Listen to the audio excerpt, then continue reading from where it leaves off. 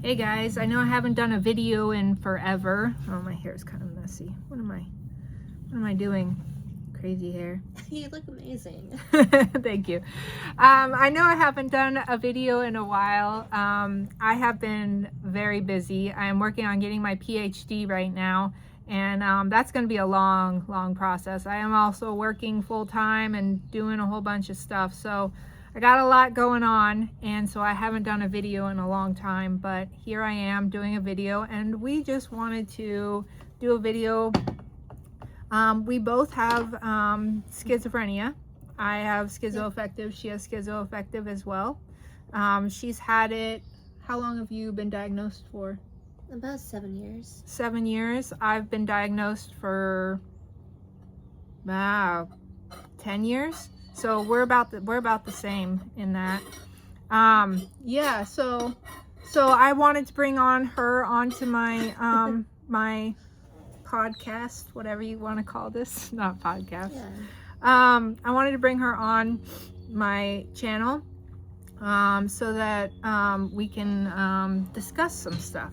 So what were we going to discuss today? We could talk about schizophrenia. Okay, that sounds like a plan. So her and I have both talked about this stuff before. I have had schizophrenia for a long time now. I'm more open with people about having it than I used to be. I used to hide it from everyone. That was kind of like my thing. I found this friend because I was open with someone about having it, and that was amazing. So I'm glad that I did that. She is now one of my best friends, and we are like sisters now. So I'm glad that I opened up about that. Yeah, but she's always been very open about it. Why don't you explain your reasoning? Well, the thing is, I think that if you put yourself out there, they're going to love it, they're going to hate it, they're going to have some opinion about it, but you never know what side of the fence they fall on until you do it. So the longer you wait to tell somebody, oh, by the way, I'm schizophrenic, like if they're going to judge you for that, you know, it's going to hurt more if you've gotten closer to them over time. Yeah, that makes sense. That makes sense. I feel like people use it against me. And that's why I try not to tell people. I think people tend to, I don't know, they're not just judgmental, they want to use your mental illness against you. But I've told a lot of people now. It seems like I've told quite a few people now so far, and everyone seems to be very accepting. So I had an ex that used my mental illness against me, and that's why I was very scared of that. She's an ex from way back in long time ago. I was like in my early 20s. I'm 37 now. So yeah, so long time ago. Yeah, she used my mental illness against me. She filed a restraining order on me, and tried to say that I tried to kill her, and never did any of that. But then she also told them that I was mentally ill, and so then they took to what she said more so because of that. And you know, she told them that I had a mental illness, they believed her more than they believed me. And so yeah, that is why I'm scared to tell people, if that makes sense. You're worried that they're going to discredit you for what you think or what you've accomplished, because they're going to be, that's not going to count because you're crazy, obviously. Mm-hmm. Exactly. Because I'm delusional, which I am. On occasion, not all the time, just on occasion. Just on occasion. I haven't been delusional in a while, so that's good. You're getting better at noticing like what's actually like possible. I'm able. It's so weird because I'm trying out a new thing. It is something that I'm gonna share with you guys all eventually as well, like my results on that. So far it's working. But I don't know if you guys all know this, but THC causes hallucinations, delusions, paranoia, all the same symptoms as schizophrenia. So so of course we're not usually allowed to do THC. You know, it is what it is. Right. But I decided to try. I looked up something, and I found out that one of the ways to combat the paranoia in when you do THC is to do more CBD than THC. So if you do a lot more CBD than THC, you won't have the paranoia.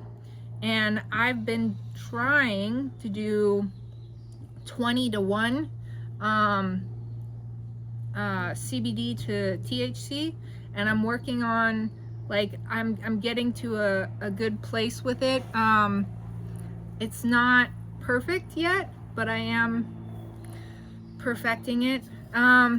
So, you know, once I get that all organized and figured out, might share the results with you guys, because I know there's a lot of addicts in the community of schizophrenia, and so I know I was an addict. I actually quit alcohol 5 years ago. That was a really bad habit for me. I did a lot of really bad things when I was drinking, like, for instance, messaging a girl over and over and over again because I was so drunk and heartbroken.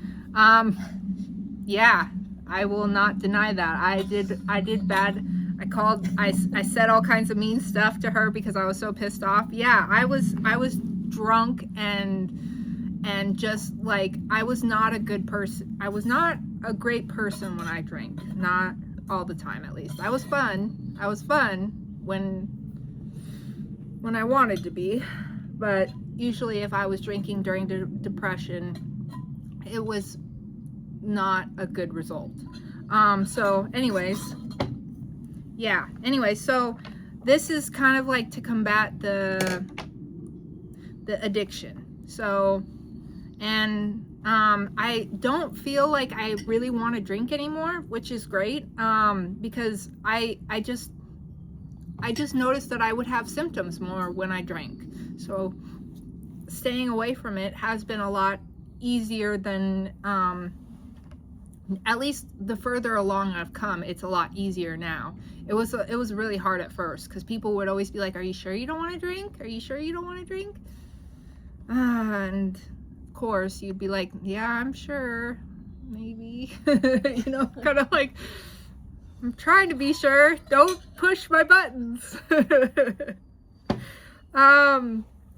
Yeah, so it's just more like I like the high. And I just need to find some way of getting a high without causing symptoms. So, and making sure that it's not an illegal high. How's that? Not one that will be more damaging to my mental health too. So I'm working on that. Anyways, I keep talking and you have not really talked that much. She's a little shy, I can tell. A little bit, yeah. Well, you do find a high CBD. Yes, very yes. low THC. I found a vape that has very low THC and very high CBD. So this is a 23 to 1, I think, is what the ratio is. It's 1,806% CBD and only 76% THC. So, and that's the whole vape. That's not just like your hit. That's the whole entire cartridge is filled with that much. So this is good. Yeah. And I also have gummies that are 20 to 1 ratio. So pretty good. My God, I have such red spots on my face right now. I always break out and then they don't go away completely until like a few weeks later. Yeah. have that too. It's like all over. Yeah. Yeah, I know. My face is it's kind of red right now too. I think it's just my energy. Anyways,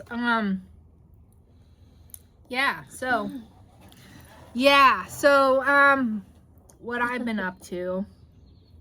What have you been up to? I'm actually sober too.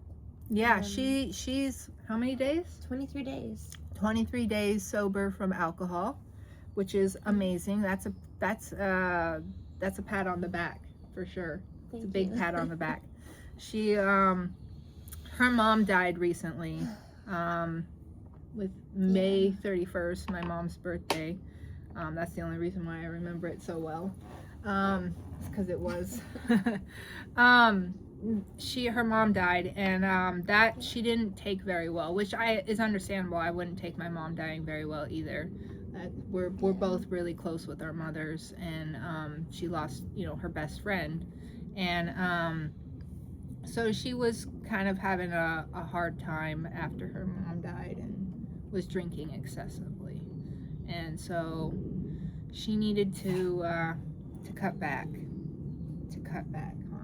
Yeah, that's good. And somehow I managed 10 days, I think 10 or 11 days so far of no cigarettes. Oh yeah, and she quit cigarettes, which is I think that's even a bigger feat than quitting alcohol. It is. The cigarette cravings were just like every 5 minutes, so it was like, oh my god. So crazy. Yeah, I have to admit, when I quit cigarettes, I had a hard time with it. The only reason why I was able to do it was because I had noticed that I'd started getting lines when I was smoking right here, and so it was only when I was smoking, though. I don't have them that bad anymore. You can just tell it's my cheek meeting my face now, but I had lines here, and it was from smoking. And so for me, I quit because I didn't want to age faster than I needed to, because my family is known for looking younger when they get older, for looking, still looking young when they get old, Yeah. And so I wanted to maintain that. You didn't look like you were aging from cigarettes, but I was, so I had to quit. Well, you're skinnier than I am, so you can't really see all the wrinkles and stuff in my face until it gets thinner.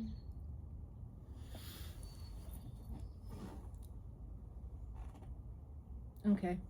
That's what I think. That's what I think. I was trying to think if that's even the way it is. But yeah. Makes sense, it makes right? sense. It makes sense. Yeah. Yeah. So, tell us a little bit about some of your experiences as a schizoaffective. Well, the first time it happened, I was about in 6th grade, and I was standing outside and just kind of looking up at the sunny sky, and I hear a voice say, "I am Meijink," and I was like, "Meijink? Okay. Who are you?" And she was just like, "Follow me home," and started telling me about, the spirit of the trees and the spirit of the grass, and if you hold a rock, you can feel its energy, things like that. And she taught me that we can commune with nature, so you can go to an ancient tree or something, put your hand on the bark, and just feel the spiritual energy of the tree, and have it come join you as a guide, as something you can reference and hold on to in your journey. And that's actually why I have my Hokoha. Sorry, Hokoha. Right over here. It's an oak No, it's a Hollywood. That's right. It's Hollywood, and I took the skin off of it and different symbols in it. But the idea is that each of these slots are like a place that was blessed by the great spirit so that you could house other spirits, like nature spirits, in your Hokoha on your travels. She's also spiritual like I am with her mental illness, so. Yeah. So she showed me how to make this, and I ran around. I was a little kid. Like, I ran around in my backyard play fighting. Like, me and my cousins would, like, play fight with You've these. had that a and, long time, huh? Oh, yeah. Like, since my cousins were real little. That's pretty cool. I would, like, teach them all the stuff that she was teaching me, and yeah, it was pretty fun.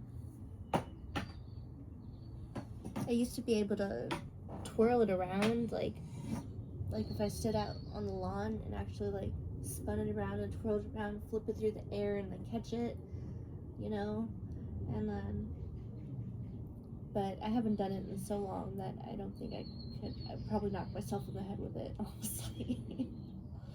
Especially since I had my stroke in 2024, so this hand is still kind of off a bit. Like, I don't trust that it's gonna catch the staff. Yeah. Yeah, she had a stroke last year too. Man. Yeah, you've had a lot going on in your life lately. Yeah. Yeah, just a lot of stuff. That sucks. But it is what it is, right? You're managing well. That's the thing, is my mom would want us to move forward. She wouldn't want us to be sad, you know? I do still get sad. I was really close with her mom. So I do still get sad though, because like I think about her and I think about what I miss about her, and then I'm like, oh, and I'm never gonna experience that again, you know? Yeah. Like it's just so weird. It's still so fresh. Like it's just so fresh because she was here and then she wasn't, and it was so fast. I don't know. It's so weird. But yeah. Yeah, it was super fast. It's crazy how aware she was still the night before, and then the next day she was just gone. She must have wanted to go, don't you think? She couldn't breathe. Oh, really? Mm-hmm. She started losing oxygen? Yeah, they put her on the oxygen mask, and they were weaning her off of it at the end, and they said, oh, we're going to switch from, medical treatment to palliative care. And that's just about pain management, making her as comfortable as possible. Well, I remember that. She was on the oxygen mask. I remember that. But I didn't know that was why she died. It's because she couldn't breathe. I didn't know that. Yeah, that sucks. She couldn't breathe on her own. And they said, if we get the intensity of the oxygen down to 2, and she can breathe, and we'll take her off of it, and she might be able to breathe on her own. But if she can't, then we're gonna let her die. And that was like the plan she agreed to. Wow, that all happened in one day? Yeah, because she didn't want to be on a respirator under any circumstance. She was like, do not let them put a oxygen respirator down my throat. Because, like, that's where she got the scar tissue from originally, before, when they forcefully put a respirator down her throat. And then, like, yeah, it actually caused her to have all kinds of, like, polyps and, like, issues that, like, that's not good. Like, they can't just be forcefully shoving shit down people's throats, like, even to save your life. If you don't know about this, like, she said it was the worst experience ever. Like, you feel like you wake up and you feel like you're choking because there's a freaking tube in your throat. Wow. And you wake up and become conscious, and of course you're gonna gag, like, so. Wow. Yeah, that makes sense. but you can write in your will of life or something with the hospital that you do not, you resuscitate me, but do not respirate me, and they have to agree to that and make sure they don't do that. So that's what she had. So that's why she got the oxygen mask. And don't shove something down her throat. Just give her an oxygen mask, for Christ's sakes. Yeah.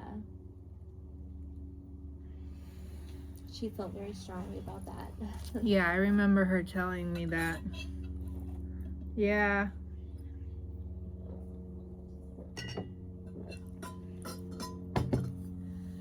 All right, so Sorry, that's kind of like neither here nor there or anywhere really. yeah, we didn't really talk about schizophrenia all that much, but it's okay. We were talking about something. Ooh. We were talking about real life stuff. Yeah. But that's okay, because we all deal with stuff. I don't think I'll ever get pregnant because I don't want to mess up my mental health, and I'd have to go off of medication for that. So I think I will never get pregnant, but that's okay because I've always wanted my partner to get pregnant instead. So I will definitely not be getting pregnant. But yeah, You need to find a younger woman. that's what I'm looking for. I'm looking for them real young. No, not teeny boppers. Sorry, that sounded bad. That sounded bad. I'm 37 though, so really young could be like early 20s. No, I'm not looking for early 20s. At least 25. Because, I agree. I have their brain cells. I agree. At least 25. At least 25. I like late 20s. I'm good with that. But I also don't mind early 30s. Honestly, because you know, we're still able to get pregnant at that time, at least easier. I've always had a fantasy. I've had this fantasy since forever ago of me taking care of my pregnant wife, and it's this thing that I really want to experience at least once in my life, where I get to cater to every will and need that this person wants. Like at 2 a.m. they want In-N-Out burger. I'll just go to In-N-Out real quick if they're open still. But you know what I mean. You get what I'm saying. I've had that dream for a very long time, and I want to experience it at least once. I don't mind adopting with a couple other kids, but I want to experience at least one time of me taking care of my pregnant wife.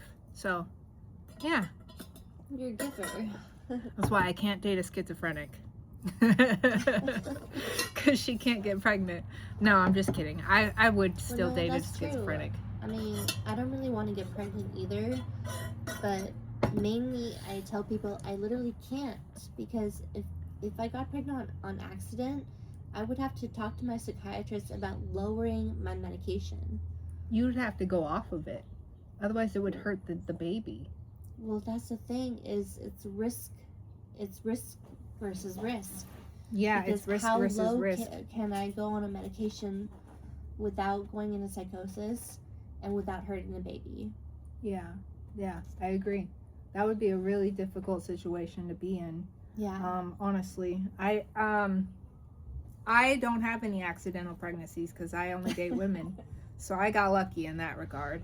I've never had an issue.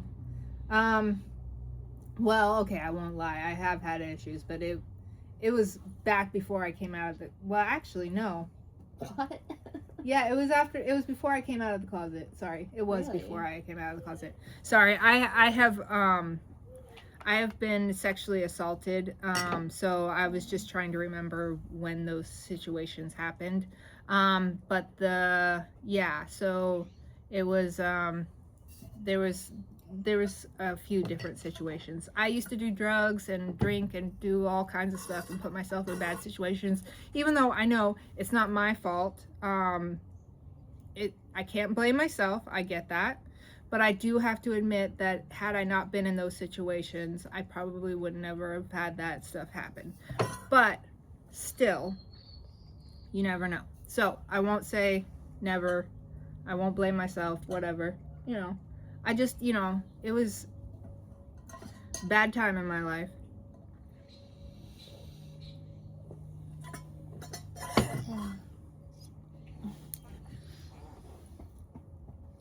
Yeah. A lot of women actually are sexually assaulted. Yeah, it's happened to me too.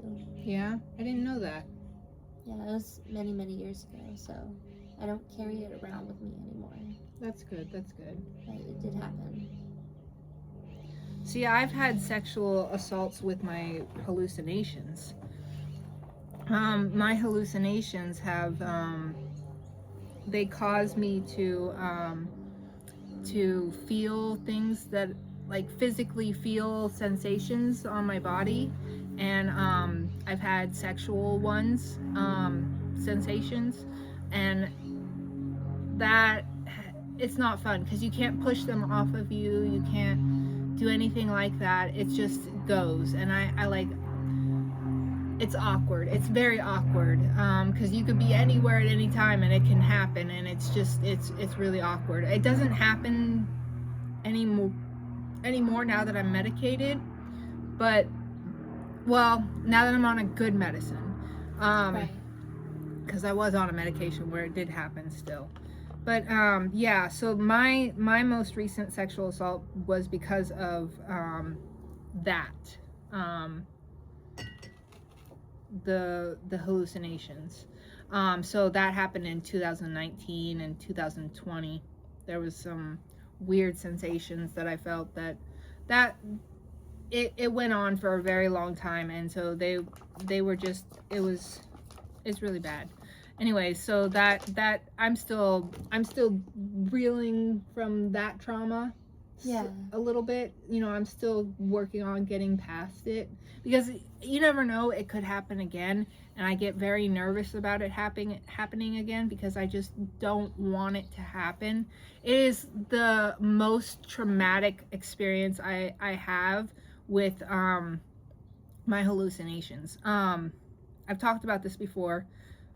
All of our symptoms are traumatic. All of them are traumatic. It's extremely traumatic. This is not a normal experience that we experience. It's obviously traumatic. We deal with crazy stuff, but that is the most traumatic of them all that I experience. So yeah.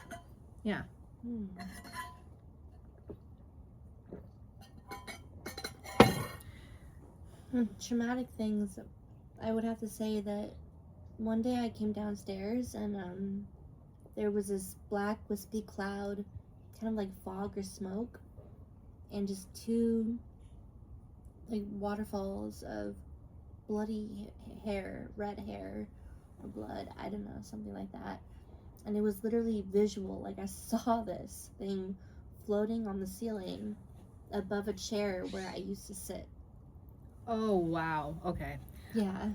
I'm pretty sure you saw a ghost. Yeah. But I've had that experience as well. Something similar. I've had I have visual hallucinations. I used to have them all the time. But there was one that was a floating girl. I think I've told you about this before. I think so. Where my friend, it looked exactly like her walking down the hall. When I put my head outside of the bathroom, she walked past me. I could almost like feel her hair like brush past me, whatever. And then she walks down to the end of the hall, and I noticed that she has no legs and that she's floating. And then she almost had like this cloud around her or something like that, just around the bottom of her. And then she disappeared at the end of the hall. So she was injured. She so my this is the funny part. So it looked exactly like my friend that was at the house at the time. And turns out that she ate her twin in the womb. So that was the Dang. that's what I think it was. That's why she had no legs, was because her legs had been eaten. Oh. That's what I'm assuming. But it looked Dang. exactly like her, and if it was her twin, then that makes sense. You know what I mean? That's the only thing I can think of, that it was her twin that I saw. You hear that phrase like eaten in the womb, and I've always been like, what do they mean? Like, why do they describe it like that? Like, I don't know. It sounds kind of creepy, huh? it sounds like they're like the twin is literally like feasting on the flesh of its like twin, but I'm like, wait, no, that can't be it. It's probably more of like the egg yolk is absorbed or something, and the other fetus can't produce all its limbs because it runs out of fuel. Maybe. I mean, or Then why do they say 8 in the womb? 8 in the womb, right? Like, I what? don't get it. Why do they say that? If it's not being eaten, then why is it 8 in the womb? Exactly. Yeah. Yeah, so I've had some weird experiences, visual hallucinations too. But have you had any other visual hallucinations? Visual hallucinations. Well, it's hard to tell the difference between having a hallucination and having like a spiritual or extrasensory experience. Because, like, there was all this foggy white energy that was in my mom's room, and she had stopped sleeping in there because something kept putting its arm around her. And at first, she thought it was my dad. But then she felt the arm, and she said it was like a hairy, like thick man's arm, and she was like, "That's not her dad." Like, so she got freaked out and stopped sleeping in there. This was at The old Brackenwood house. Okay, that's what I thought. Yeah. And you saw a mist in there? Yeah, it was like a mist. And when I walked inside, it was almost just so thick that you couldn't see. You couldn't see in the dark, but it was almost like white. It was so thick. And I felt the energy around the bed, and I was like walking back and forth around the edge of the bed, and I was like, what is it about this spot? Like, everything else was clear. And so my mom, she was doing her thing from downstairs, and she goes, "Under the bed," or she goes, the bed, or something like that. And I was like, oh, yeah, the bed. Yeah, the bed. Like, what are we talking about? And it occurred to me, I think she may have even told me, look under the bed.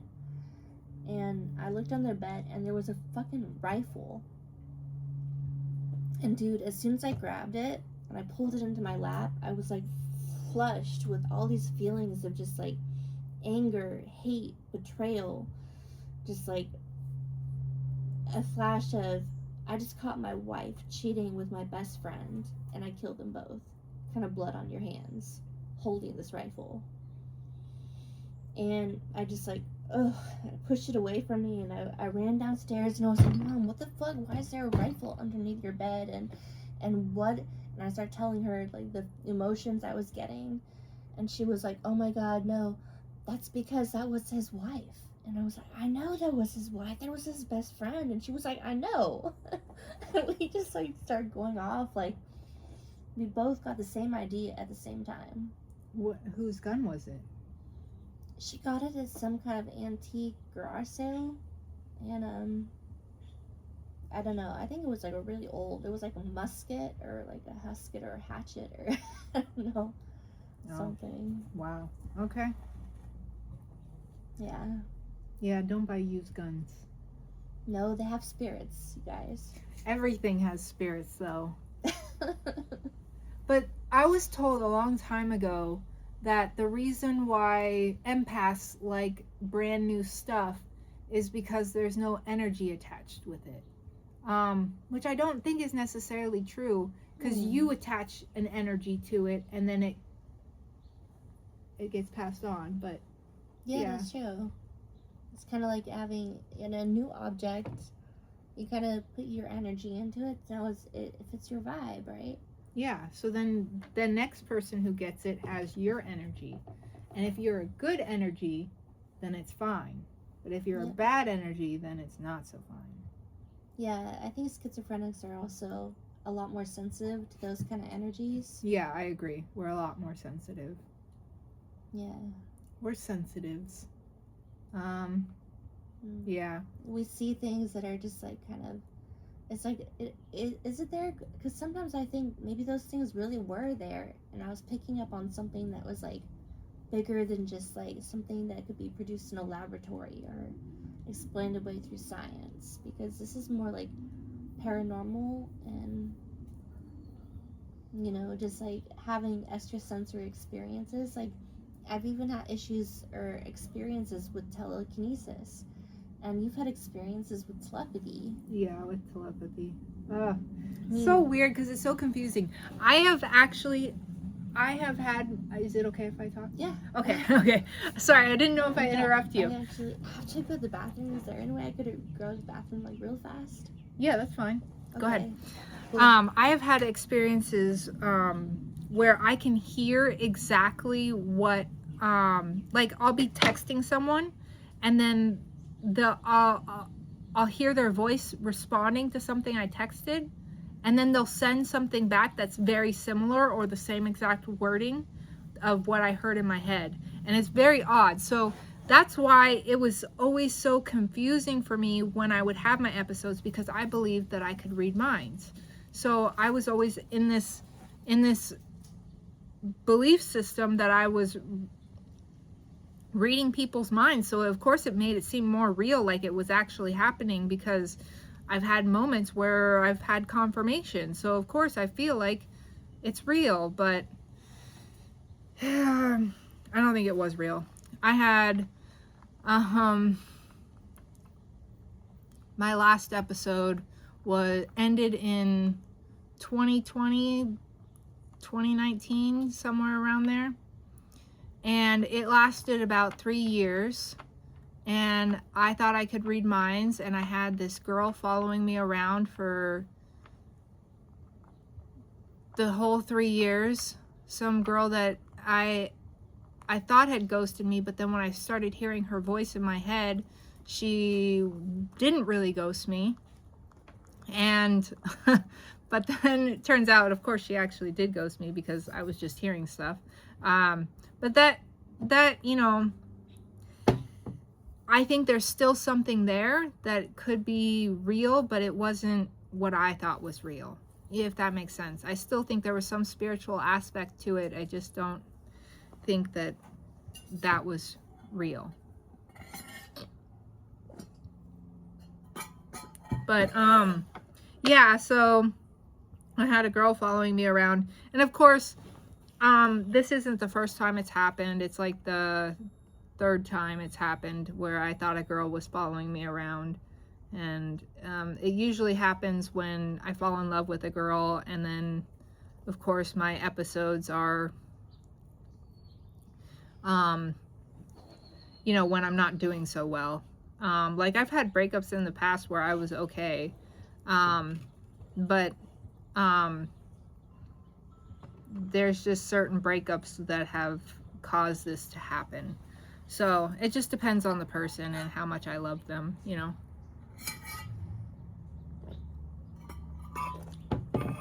Oh, you're gonna see, she doesn't have a problem with THC. I do. Not all schizophrenics have an issue with it. But she takes medicine, so of course she roots it out. But she smokes weed.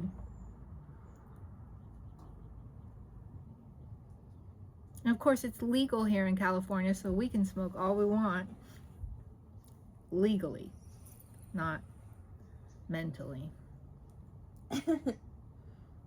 That's decriminalized, and they sell it online, and you can just have it delivered to your house. Isn't that amazing? Like, you don't have to do a thing. You just sit back and they deliver it to you. I'm pretty jazzed about that. And they deliver it same day. Not all places deliver, but most places do. And I'm on Latuda, 80 milligrams of Latuda. 80 milligrams of Latuda. And then what else are you on? I'm also on 200 milligrams of sertraline. What's that? Zoloft. Oh, Zoloft. Okay. I'm on Loxapine, which has been the most amazing medicine I have ever tried. It works so well. I can't even begin to explain how well it works. Lamictal for mood, and Effexor for focus and memory. You're on Effexor? Yeah. Oh my gosh, I was on Effexor for like a year, and it culminated in me having a massive rage, and then going into psychosis. Oh, really? Yeah. Literally, I was like angry every single day from the moment I woke up to the time that I went to sleep, every day, over and over and over for months. And I was just angry. Like, I cannot explain it. Like, I was just, I don't seem that way, right? no. No, I think the Effexor is working for me. Mm. It makes the voices happier It does? when I do have them. Yeah, it makes them nicer Oh, that's good. for the most part, as long as I remember to take the medicine. I noticed there was one day where I forgot to take the medicine, and I did I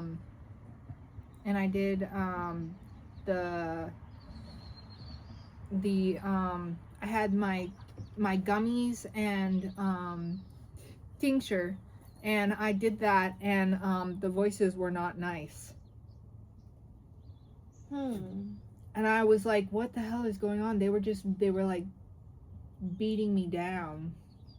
And then I looked, and I hadn't taken my medicine. So every single time I've taken my medicine, they seem to be nice when I do have them.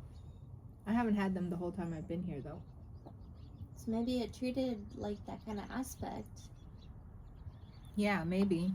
I've heard that antidepressants are good for people who have voices because they do make them nicer.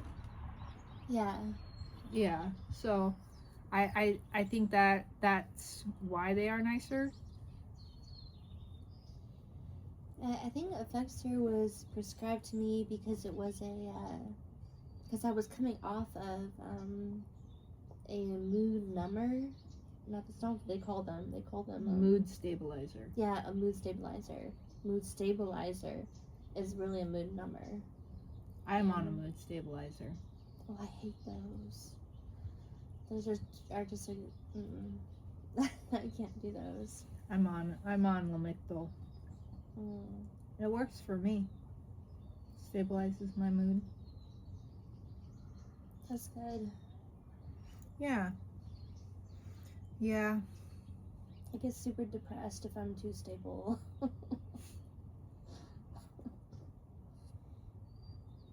Yeah. You get super depressed if you're too stable? Yeah. What does that mean? I don't know. Oh my goodness, my foot. Literally. Okay.